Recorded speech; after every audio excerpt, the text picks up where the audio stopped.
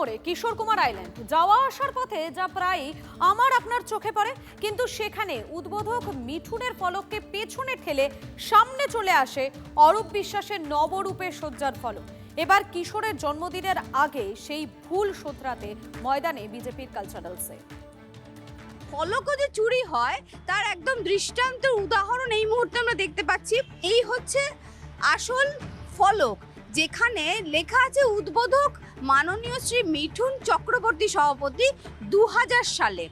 তারপরে এটা 2010 সালে ঠিক আবার এখানে দেখতে পাচ্ছি যে আবার একটা শিলান্যাস এখানে মানে একটা ফলক করা হয়েছে।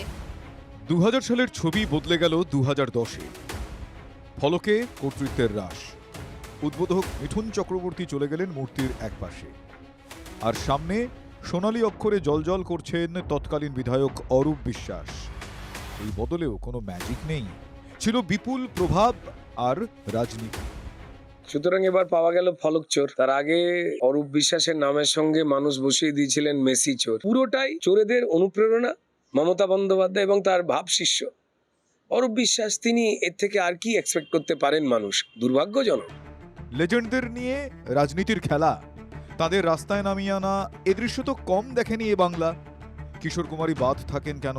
4 আগস্ট কিশোরের জন্মদিন, সেই দিনটি সামনে রেখেই বিজেপি কালচারাল সেল শোধনের কাজ শুরু করে।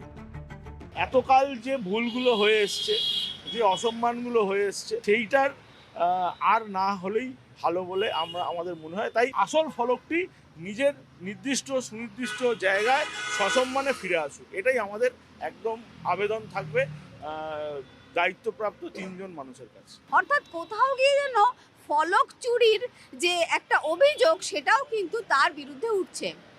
ক্যামেরায় সমরের সঙ্গে সুচরিতা, TV9 বাংলা, কলকাতা।